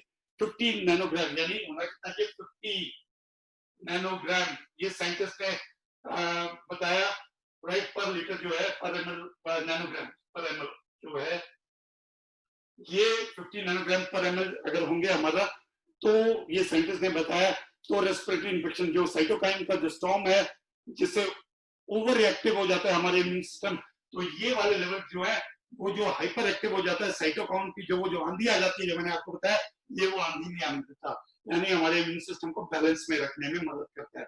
तो ये लेवल बहुत इंपॉर्टेंट लेवल है, राइट। और किसी भी सूरत में इससे ऊपर होनी चाहिए हमारे लेवल। तो इसको आप सिंपल सा टेस्ट करवा सकते हैं। तो पहला ये जो मैं आपको बता रहा था वो विटामिन डी लेवल है। और ये विटामिन डी जो है, ज्यादातर लोग जो है इसमें कमजोर क्यों है विटामिन डी में, आप जानते हैं विटामिन डी में इसलिए कमजोर है क्योंकि विटामिन डी कहाँ से प्राप्त होता है, आप बोलेंगे सन से प्राप्त होता है, तो मैं आपको बताना चाहता हूँ बिल्कुल सन से प्राप्त होता है। और सन पे कितनी देर बैठते हैं लोग, और गर्मियों में कितनी देर, 2 मिनट भी नहीं बैठते। ज्यादातर लोगों ने सनस्क्रीन लगाई होती है, चश्मा लगाए होते हैं, पूरे कपड़ों से कवर किया होता है, हाथ में ग्लव्स पहने होते हैं, मुंह पे भी कपड़ा ढका होता है।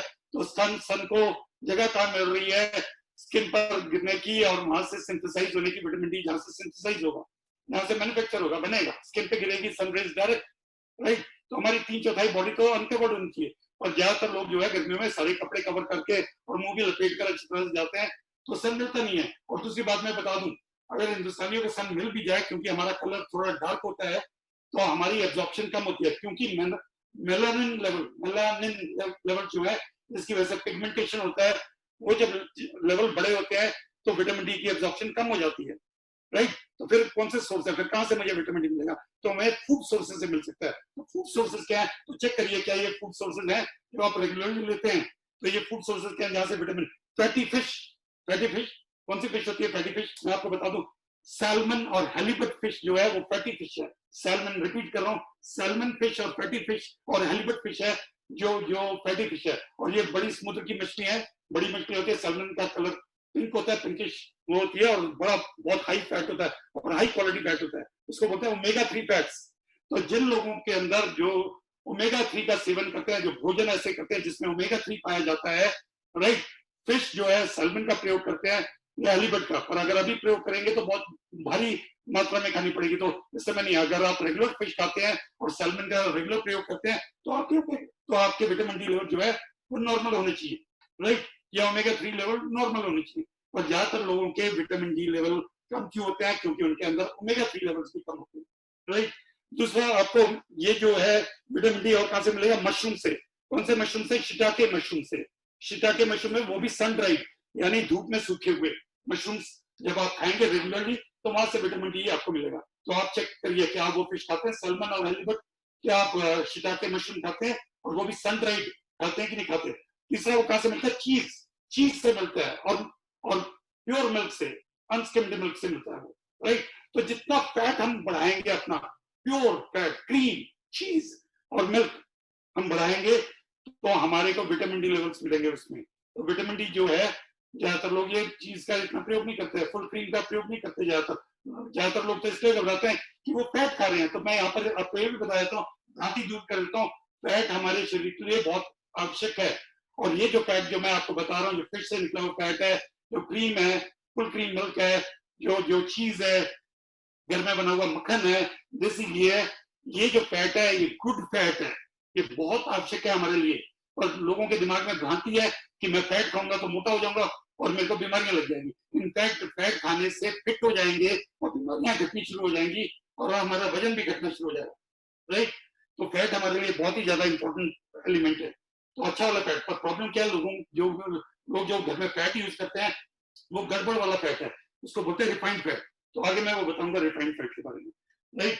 तो हमारा डार्क स्किन उसको एब्जॉर्ब नहीं कर पाता, हम फैटी फिश नहीं खाते इसलिए नहीं एब्जॉर्ब, हमारे मशरूम्स नहीं खाते, शिटाके मशरूम्स और खासकर सनड्राइड मशरूम्स नहीं खाते, फिर चीज का और क्रीम का ज्यादा प्रयोग नहीं करते, फुल क्रीम मिल्क का नहीं प्रयोग करते ज्यादा, राइट। चाय में जरा सा दूध डाल देते हैं हल्का फुल्का, उससे कुछ बात नहीं करनी, राइट। तो इसकी वजह से ज्यादातर लोगों के विटामिन डी लेवल, तो चेक कराइए अपना विटामिन लेवल। अब ये बढ़ेगा कैसे, तो हमें सप्लीमेंटेशन से बढ़ेगा। हम डायरेक्ट दो काम कर सकते हैं, ओमेगा 3 जो फिश के थ्रू मिलता है, खासकर सैल्मन फिश से मिलता है, या हेलिबट फिश से, फैटी फिश से जो ओमेगा 3 मिलता है, उसमें दोनों तत्व होते हैं, डीएचए और ईपीए होता है, इसलिए हमें वो वाला ओमेगा 3 लेना चाहिए। जब ओमेगा 3 हमारा लेवल बढ़ेगा तो विटामिन डी लेवल अपने आप बढ़ेगा। और दूसरा तरीका है कि विटामिन डी का सप्लीमेंट लें। और कितना विटामिन डी लें, अगर अभी शुरू कर रहे हो तो 5000 आईयू आपको लेना चाहिए, कम से कम 3000 आईयू से 5000 आईयू के बीच में। 3000 इंटरनेशनल यूनिट पर डे, सिर्फ 5000 इंटरनेशनल यूनिट पर डे। पर जो मार्केट में सैशे मिलते हैं 60,000 इंटरनेशनल यूनिट, वो फार्मास्यूटिकल ग्रेड है, वो इकट्ठा बल्क में जाता है, वो काम नहीं करता, उसको रहने दीजिए। एक छोटे से पर्ल आते हैं विटामिन डी 3 के, 3000 इंटरनेशनल यूनिट से 5000 इंटरनेशनल यूनिट, उसको एक रोज का लेना शुरू कीजिए और घर वालों को सब देना शुरू कीजिए। और साथ में अपना ओमेगा 3 का जो कंजम्पशन बढ़ाइए, राइट राइट, जो मैंने आपको बताया, और वो भी फिश बैकग्राउंड का होना चाहिए। तो मैंने आपको विटामिन डी पहला आपको बताया, 3 आपको मैंने कहा था मैं बताऊंगा। तो पहला बहुत इंपॉर्टेंट न्यूट्रिएंट बताया, सप्लीमेंट बताया, जो बहुत ही आवश्यक है आज की डेट पे हमारे लिए। दूसरा जो बहुत आवश्यक है उसको बोलते हैं जिंक। जिंक जो है इम्यून बूस्टर है, तेजी से इम्यून सिस्टम को अप करता है। ये खासकर वायरसेस पर इसका बहुत बहुत बड़ा रोल है, राइट।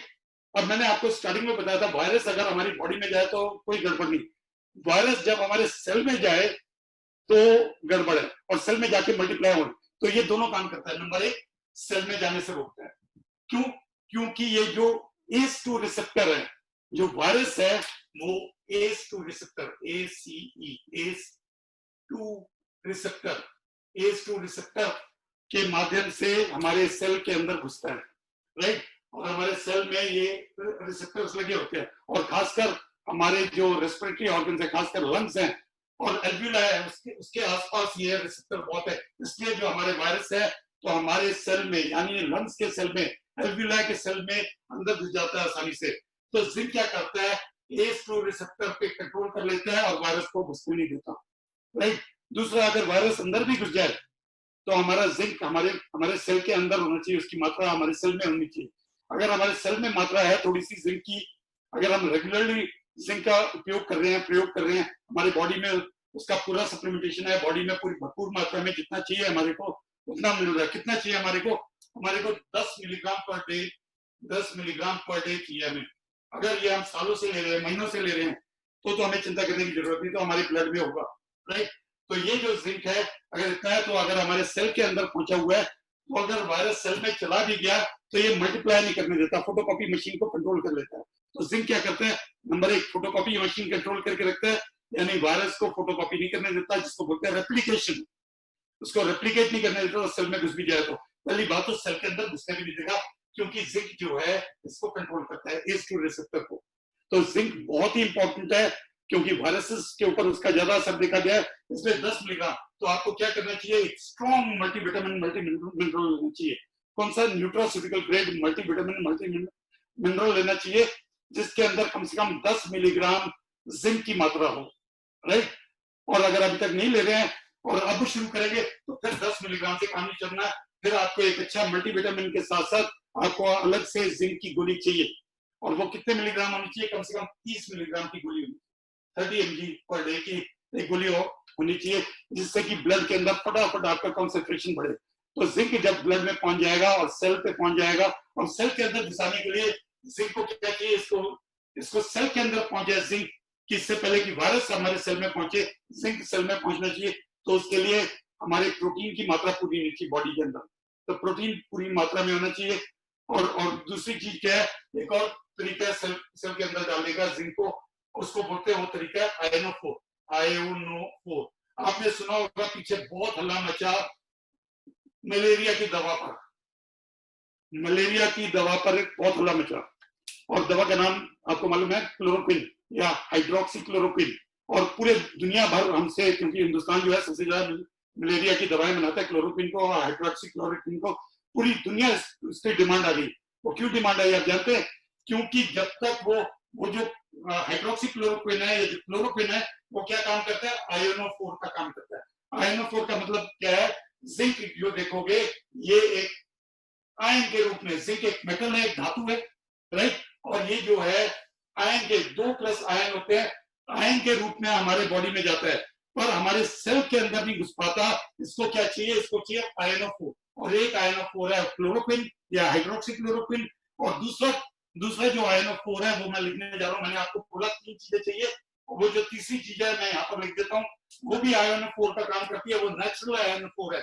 यानी जो क्लोरोक्विन है वो आर्टिफिशियल है, उसके साइड इफेक्ट है, इसलिए WHO ने उसको लेने से मना किया है। आपने सुना होगा रिपोर्ट, WHO ने कहा कि आपने हर किसी ने नहीं लेना हाइड्रोक्सी क्लोरोक्विन हर कोई नहीं लेगा, राइट। जब तक आपको इमरजेंसी, सिर्फ डॉक्टर को जो मरीज का इलाज कर रहे हैं सर उनको बोला गया आप लेके रखो, आप खाओ, तब आप मरीज को देखो कि आपके अंदर कोरोना ना घुस जाए। और आम जनता को मना किया हुआ है कि बगैर प्रिस्क्रिप्शन के आप नहीं लेंगे। क्यों उसको मना किया हुआ है? क्योंकि क्लोरोक्विन या हाइड्रोक्सी क्लोरोक्विन जो है उसकी वजह से हार्ट अटैक्स देखे गए हैं, जिनके हार्ट कमजोर है उनके हार्ट अटैक्स हो जाते हैं, तो इसलिए वो आंख बंद करेगी नहीं। तो उसका सब्स्टिट्यूट बता रहा हूँ, जो काम क्लोरोक्विन करता है और हाइड्रोक्सी क्लोरोक्विन करता है वो एक और सप्लीमेंट करता है, और वो बहुत ही पावरफुल एंटीऑक्सीडेंट है, उसका नाम है क्वरसेटिन। क्वरसेटिन। अब ये जो क्वरसेटिन है किस में मिलता है, आप सुन के हैरान हो जाएंगे, ये मिलता किस में? क्वरसेटिन मिलता है प्याज में। प्याज में इसकी मात्रा, आपने पीछे वीडियोस देखे होंगे, बहुत सारे बोले थे आधा प्याज को 4 टुकड़े कर लो, या एक प्याज के 4 टुकड़े कर लो, उस पर नमक लगाओ और लोगों को खिला दो, और प्याज खाएंगे, आधे घंटे बाद वो टेस्ट करेंगे अपने कोविड का, और उनका कोविड नेगेटिव है। प्याज का सिर्फ कुछ भी काम नहीं है, उसके अंदर से एक तत्व निकलता है जिसको बोलते हैं क्वेरेस्टिन। ये बहुत ही पावरफुल एंटीऑक्सीडेंट है, राइट। अगर आप रेगुलर प्याज का उपयोग करते हैं, हर भोजन बनाने में प्याज का अच्छा खासा मात्रा में उपयोग करते हैं, उसके अलावा आप सलाद के रूप में भी कच्चा प्याज खाते हैं काफी सारा, तब तो ये आपके अंदर रेगुलर जा रहा है। अगर ऐसा नहीं करते कि रेगुलर प्याज नहीं खाते, सलाद नहीं खाते, या भोजन में नहीं प्रयोग करते, तब आपको ये क्वेरेस्टिन लेने की जरूरत है, क्योंकि ये क्वेरेस्टिन मदद करेगा जिंक को सेल के अंदर जाने में। और एक बार जिंक सेल में पहुंच गया तो वहां पर एक बॉडीगार्ड पहुंच गया सेल के अंदर, जहां पर अगर वायरस पहुंच भी जाएगा तो निष्क्रिय हो जाएगा, काम करना बंद कर देगा, वो कुछ कर ही नहीं पाएगा, क्योंकि पूरी मशीन को ये कवर करके रखेगा, पूरा प्रोटेक्ट करके रखेगा। वो अपंग हो जाएगा, वायरस यूजलेस हो जाएगा। वो अगर सेल में घुस भी गया तो पहले तो घुस नहीं सकेगा, क्योंकि जिंक है, वो जिंक अंदर जाने नहीं देगा। अगर अंदर घुस भी गया तो उसको फोटोकॉपी नहीं कर सकता, क्योंकि अगर क्वेरेस्टिन है तो जिंक आपके सेल में घुस जाएगा, और सेल में घुसेगा, इसको बोलते हैं आयनोफोर। क्वेरेस्टिन इज द आयनोफोर। जैसे कि क्लोरोक्विन आयनोफोर है, वैसे क्वेरेस्टिन आयनोफोर है, और ये प्याज में होता है, राइट। तो मैंने आपको 3 वो सप्लीमेंट्स बताए, या फूड न्यूट्रिएंट्स बताए, या भोजन से भी ले सकते हो, मात्रा आपको बहुत ज्यादा खानी पड़ेगी, या सप्लीमेंट्स ले सकते हो, पर सप्लीमेंट होने चाहिए न्यूट्रास्यूटिकल। कितनी बार बोलूं उतनी बार मैं रिपीट करता रहूंगा, क्योंकि लोग जाके केमिस्ट से मांगते हैं और फिर गलत प्रोडक्ट लेके आ जाते हैं, राइट। तो ये मैंने बताया। अब मैंने आपको बताया 2, मैं आपको वो चीजें बताऊंगा जो ऐसी टेक्निक्स हैं जो आपको तेजी से ब्लड शुगर कम करने में मदद करेगी। तो मैं ये बता देता हूँ, वो 2 टेक्निक्स बताने जा रहा हूँ आपको, और बहुत सिंपल टेक्निक है। एक टेक्निक तो कल ही बता चुका हूँ, राइट, इसलिए उस पर ज्यादा समय मेरे को नहीं लगाना, टेक्निक का नाम लिख देता हूँ। और उसको बोलते हैं, जो पहली टेक्निक है उसको बोलते हैं हाई इंटेंसिटी इंटरवल ट्रेनिंग। जैसे ही आप हाई इंटेंसिटी इंटरवल ट्रेनिंग करते हैं तो बॉडी में ग्लूकोज लेवल अप हो जाता है, सॉरी, बॉडी में ऑक्सीजन लेवल अप हो जाता है, राइट, और ब्लड सर्कुलेशन बढ़ जाता है, हार्मोन्स प्रॉपर काम करना शुरू कर देते हैं, पिट्यूटरी ग्लैंड तेजी से काम करता है, उसमें से न केवल एंडोर्फिन्स निकलते हैं, एंडोर्फिन्स यानी हैप्पी हार्मोन, हमारे को खुश रखने वाले, राइट, वो निकलते हैं, बल्कि वहां से TSH भी निकलता है। जैसे ये करेंगे तो TSH रिलीज होना शुरू हो जाएगा, इसको बोलते हैं थायराइड स्टिमुलेटिंग हार्मोन। जब ये रिलीज होता है तो हमारे जो गर्दन में एक ग्रंथि है जिसको थायराइड ग्रंथि बोलते हैं, तितली नुमा ग्रंथि है हमारे नेक के बेस में, वो जो थायराइड स्टिमुलेटिंग हार्मोन है, जब ये रिलीज होता है तो वो एक्टिवेट हो जाती है थायराइड ग्लैंड, यानी वो ग्रंथि एक्टिवेट हो जाती है, और जब वो एक्टिवेट होती है तो उसमें से एक हार्मोन निकलता है जिसको बोलते हैं थायरॉक्सिन। और वो थायरॉक्सिन जब निकलता है नेचुरली, जब निकलता है तो बॉडी का मेटाबॉलिज्म बढ़ जाता है। जब मेटाबॉलिज्म बढ़ता है यानी बॉडी भट्टी बन जाती है और तेज से केमिकल रिएक्शन शुरू होना शुरू हो जाता है।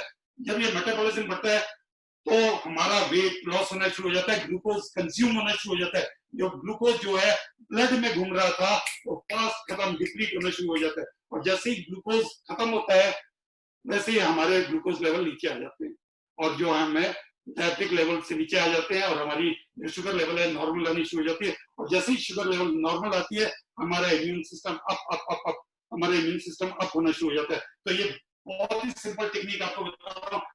और ये जो आप 3 से 5 मिनट की हाई इंटेंसिटी 2 मिनट सुबह 2 मिनट शाम करो, क्योंकि मैंने बताया ज्यादा जोर नहीं देना। अगर आप लंबी करोगे तो थोड़ी देर के लिए इम्यून सिस्टम नीचे चला जाएगा, क्योंकि थकोगे, थकने पर इम्यून सिस्टम नीचे जाता है। तो थकना मना है, थकना नहीं है हमें, राइट। तो 2 मिनट की हाई इंटेंसिटी से करो, और अपने अपने उसके बाद एक जबरदस्त एक गिलास जो है स्मूदी पियो जिसके अंदर प्रोटीन पाउडर है। जैसे ही आप स्मूदी लोगे तो प्रोटीन की वजह से रिकवरी फास्ट हो जाएगी, राइट। तो थकान एकदम कम हो जाएगी और आपकी एक्टिविटी बढ़ जाएगी। तो आपके दोनों काम पूरे हो जाएंगे। प्रोटीन की वजह से आपका जिंक बॉडी में प्रॉपर एब्जॉर्ब होना शुरू हो जाएगा, प्रोटीन की वजह से आपकी एनर्जी लेवल बढ़े रहेंगे, प्रोटीन की वजह से आपका जो है राइट थकान कम होगी और रिकवरी बहुत फास्ट हो जाएगी, राइट। तो ये जो TSH है ये इसकी वजह से रिलीज होगा, राइट। और दूसरी चीज जो मैं आपको बताना चाहता हूँ, बहुत इंपॉर्टेंट चीज है, दूसरी टेक्निक है, उसको बोलते हैं intermittent fasting. Intermittent fasting, intermittent, अगर मैंने स्पेलिंग गलत लिख दी है जल्दी में तो उसको चेक कर लेना आप अपने आप। इंटरमिटेंट का मतलब 24 घंटे का जो पूरा दिन होता है, राइट। किसी और दिन इसकी डिटेल में बात करूंगा, अभी मैं बिल्कुल शॉर्ट में आपसे बात करने जा रहा हूँ इंटरमिटेंट फास्टिंग के ऊपर, क्योंकि मेरा टाइम बस 5-1 मिनट और है, मैंने आपसे बात करनी है। तो इंटरमिटेंट फास्टिंग जो है 24 घंटे के दिन में हम कितनी देर बॉडी को फास्टिंग स्टेज पर रख सकते हैं।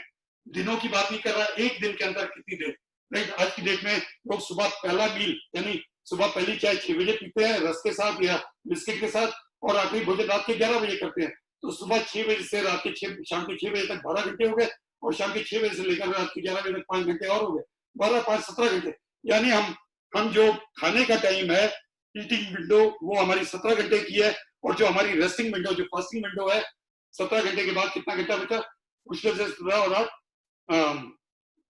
और 7 24। तो हमारे पास 7 घंटे और बचे, यानी जो हमारी रेस्टिंग विंडो है या फास्टिंग विंडो है 7 घंटे की होगी। तो ये बहुत खतरनाक काम है। हमें क्या करना है, हमारे को फास्टिंग विंडो बढ़ानी है। यानी फास्टिंग विंडो कितनी करनी है, कम से कम 16 है आपकी, यानी 16 घंटे हमने फास्ट रखना है और 8 घंटे में भोजन करना है। जैसे ही हम ये टेक्निक अपनाएंगे, ये जो टेक्निक है बहुत ही कारगर सिद्ध हो रही है, फटाफट लोगों के मेटाबॉलिज्म बढ़ा रही है, फटाफट लोगों के ग्लूकोज लेवल नीचे लेके आ रही है, लोगों के वेट कुछ ही महीने में नीचे आ जाता है, और ज्यादा एनर्जी लेवल फ्लो होनी शुरू हो जाती है, और जितने फालतू के सेल धीरे धीरे खत्म होने शुरू हो जाते हैं। जो जितने सेल्स डेड पड़े हुए हैं, डिजीज सेल्स हैं, जो इनएफिशिएंटली काम करे, इस टेक्निक से वो खत्म होने शुरू हो जाता है। किसी और दिन बताऊंगा डिटेल में कि ऐसा क्यों होता है। आज मैं आपको ये टेक्निक दो बता रहा था, एक हाई इंटेंसिटी इंटरवल ट्रेनिंग और दूसरा इंटरमिटेंट फास्टिंग। इंटरमिटेंट फास्टिंग ये 16 घंटे नहीं खाएं और 8 घंटे खाएं। आप बोलेंगे मैं डायबिटिक हूँ, क्या मैं 16 घंटे नहीं भी खा सकता? Yes, right. कंसल्ट करके, राइट, एक एक्सपर्ट को कंसल्ट करो, राइट, जो आपको गाइड करेगा कि कैसे करो, राइट। अगर आपका इंसुलिन रखना है तो आपको जरूर कंसल्ट करना चाहिए। अगर आप गोलियां खा रहे हैं तो आपको थोड़े से प्रिकॉशन रख के ये करना चाहिए, क्योंकि ये तेजी से आपके ग्लूकोज लेवल को नीचे लेके आएगा, आपको बार बार चेक करनी पड़ेगी। तो इंटरमिटेंट फास्टिंग से आपके ग्लूकोज लेवल नीचे आएगा, ग्लूकोज लेवल नीचे आएगा तो आपके कोरोना वायरस से जो डर है वो कम हो जाएगा, खतरा जो है एकदम ड्रामेटिकली कम हो जाएगा। तो मैंने आपको 2 टेक्निक बताई, ये टेक्निक से आप जो है अपने आप को प्रिपेयर कर सकते हैं कोरोना वायरस से, राइट। और मैंने आपको बताया था 4 रिफाइंड चीजें जो 30 से आपको बदल दी। तो 4 रिफाइंड चीजें मैं ऐसे ही वर्बली बताता हूँ। पहली चीज, आपको ऑयल अपनी किचन में बदल देना चाहिए। 4 रिफाइंड चीजें, रिफाइंड ऑयल बदल दीजिए, दूसरा रिफाइंड चीनी बदल दीजिए, तीसरा रिफाइंड नमक बदल दीजिए, और चौथा चीज जो है वो रिफाइंड तो बदलना ही बदलना है, वो पूरे ग्रुप को ही बदल देना है। उसको बोलते हैं गेहूं। तो रिफाइंड आता तो बिल्कुल भी नहीं खाना, और अगर आप हो सके तो गेहूं को ही आप हटा दीजिए। गेहूं में बहुत प्रॉब्लम है, गेहूं का ग्लाइसेमिक इंडेक्स बहुत हाई होता है, इवन चावलों से ज्यादा। बहुत लोगों को गलतफहमी है कि चावल ज्यादा नुकसानदायक है। चावल जितने नुकसानदायक नहीं है जितने नुकसानदायक हमारे लिए गेहूं है। तो गेहूं में एक और प्रॉब्लम है, तो ग्लाइसेमिक यानी उसमें शुगर की मात्रा ज्यादा भी होती है, साथ में उसमें एक और प्रॉब्लम है, उसके अंदर ग्लूटेन होता है, और ग्लूटेन जो है ज्यादातर लोगों को आज एलर्जीज कर रहा है। और उसकी वजह से बॉडी के अंदर इन्फ्लेमेशन रहती है, और इन्फ्लेमेशन की वजह जो मैंने स्टॉर्म बताया, वो जो साइटोकाइन स्टॉर्म बताया था, वो ये इन्फ्लेमेशन उस साइटोकाइन स्टॉर्म को बढ़ावा देती है।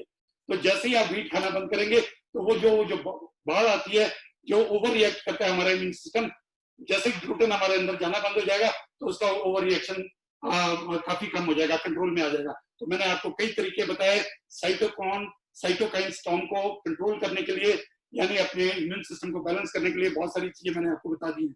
राइट, आप इसको रीचेक कर सकते हो, आप फिर से बात कर सकते हो। तो मैंने आपको सिंपल सा बताया 4 चीजें, मैंने आपको फिर रिपीट कर देता हूँ। ऑयल, रिफाइंड ऑयल की जगह क्या खाना चाहिए? देसी घी। क्या खाना चाहिए? Coconut oil. क्या खाना चाहिए? Olive oil. क्या खाना चाहिए? घर का बना हुआ मक्खन। ये 4 चीजें इस्तेमाल कीजिए। राइट, रिफाइंड ऑयल को हटा दीजिए, वेजिटेबल ऑयल किसी भी तरह के सबको हटा दीजिए, सब खतरनाक हैं क्योंकि उनको रिफाइन किया हुआ है, इसलिए उसका नाम रिफाइंड है। और रिफाइन किया हुआ है इसलिए जो आर्टिफिशियल चीजें रिफाइन करने के लिए डाली है वो हमारे लिए टॉक्सिक है, खतरनाक है। दूसरा, रिफाइंड नमक हटा दीजिए, उसमें 2 ही चीजें होती हैं। क्या 2 चीजें होती हैं उसके अंदर? उसके अंदर सिर्फ 2 चीजें होती हैं। एक होती है उसके अंदर रिफाइंड नमक के अंदर, पहली चीज होती है उसके अंदर रिफाइंड नमक में सोडियम, और दूसरी होती है क्लोराइड। और कितने परसेंट है? 97%। हमें उसकी जगह क्या लेना चाहिए? पिंक हिमालयन सॉल्ट, या हमारे को सी सॉल्ट लेना चाहिए। पिंक हिमालयन सॉल्ट और सी सॉल्ट में क्या है? 84 मिनरल हैं, 84 मिनरल और ट्रेस मिनरल्स हैं। हर तत्व है इसके अंदर जो बॉडी की फंक्शनिंग को हेल्प करते हैं। तो मिनरल्स, आज बहुत सारे लोग जो है मिनरल की कमी से, खनिज की कमी से ग्रस्त हैं, दुनिया के 90% से ज्यादा लोग।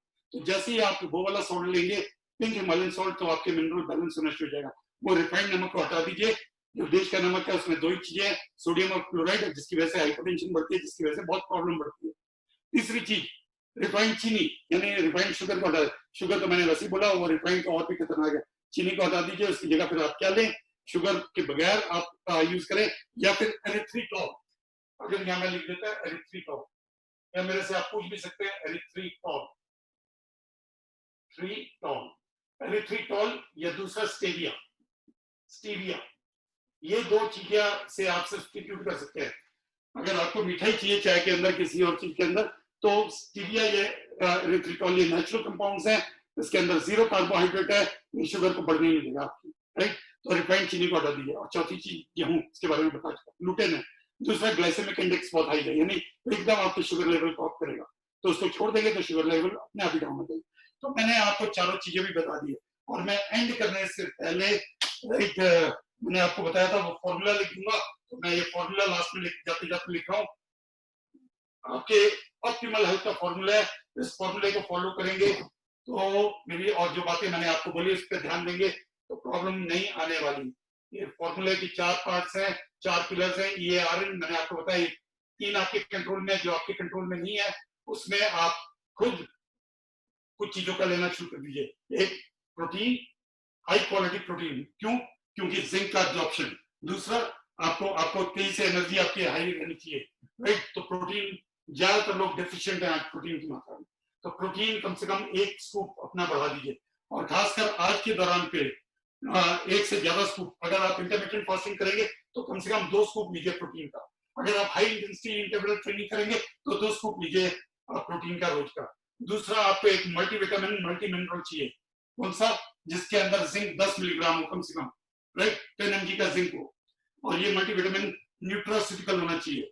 राइट, इसमें सारे विटामिन हो, मिनरल्स हो, ट्रेस मिनरल्स हो और एंटीऑक्सीडेंट्स हो। तीसरा, आपको क्या चाहिए? एक अच्छा वाला ओमेगा 3 चाहिए, और ये फैटी फिश से होना चाहिए। प्लांट वाला ओमेगा 3 नहीं होना चाहिए। प्लांट वाला काम नहीं करता, उसके अंदर दोनों चीजें नहीं होती, DHA और EPA। राइट, तो प्लांट वाला नहीं चाहिए, हमें फैटी फिश वाला चाहिए। राइट, और वो जो फैटी फिश जिसमें ओमेगा 3 हाई क्वालिटी होता है वो है सैल्मन और हैलीबट। तो अच्छी फैटी फिश वाला ओमेगा 3 लेना शुरू कर दीजिए एक रोज का। मल्टीविटामिन 1 से 2 रोज की, डिपेंडिंग आपके अंदर जिंक की कितनी कमी है। फिर उसके अलावा आपको विटामिन डी, मैंने आपको बोला चाहिए आज की डेट पे। राइट, वो कितना चाहिए? आपके वेट के हिसाब से, आपके एज के हिसाब से, आपकी साइज, आपकी कितनी जल्दी बीमार पड़ते हैं उसके हिसाब से आपको कंसल्ट करना पड़ेगा। आप मेरे को चेक कर सकते हैं, मेरे को पूछ सकते हैं कि मेरे को कितना विटामिन D3 चाहिए और कौन सा वाला चाहिए। और चौथा, आपको क्या चाहिए? जिंक चाहिए। राइट, जिंक चाहिए। अगर आप मल्टीविटामिन अभी शुरू कर रहे हैं तो आपको एक जिंक भी चाहिए आज की डेट पे। कितना जिंक चाहिए? कम से कम 30 मिलीग्राम का अभी शुरू करने जा रहे हैं तो, राइट। उसके अलावा 3 और रेस्पिरेटरी ट्रैक पे 3 और हब्स हैं जो बहुत काम के हैं। एक है उसमें, राइट, उसको बोलते हैं एक्निशिया। एक्निशिया हब जो है वो WBC काउंट बढ़ाता है, यानी व्हाइट ब्लड सेल तेजी से बढ़ाता है। तो एक्निशिया का एक कोर्स करिए। दूसरा काम क्या कीजिए, आपको मुलट्ठी, राइट, मुलट्ठी जो है वो रेस्पिरेटरी ट्रैक इन्फेक्शन में बहुत काम की है, राइट, और खासकर वायरसेस पे लड़ने के बहुत काम आती है, उसका भी सेवन करना शुरू कर दीजिए। और तीसरी चीज है तुलसी। ये तुलसी भी इम्यून सिस्टम को बढ़ाती है और रेस्पिरेटरी इन्फेक्शन में और वायरस के अगेंस्ट फाइट करने में मदद करती है।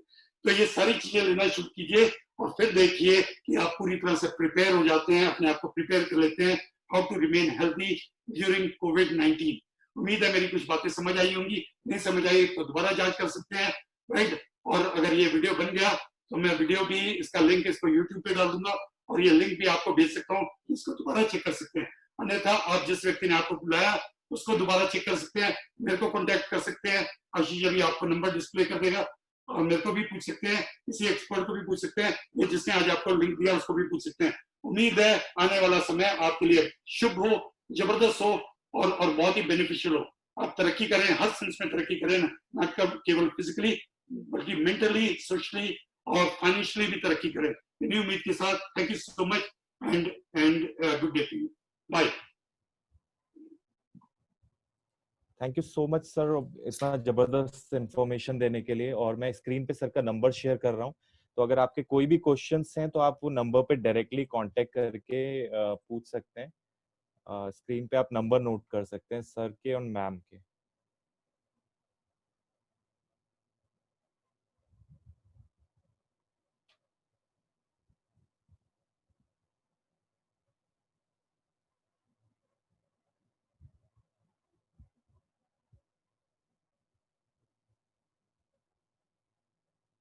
थैंक यू सो मच, हम मीटिंग को यहीं पे एंड कर रहे हैं। Thank you.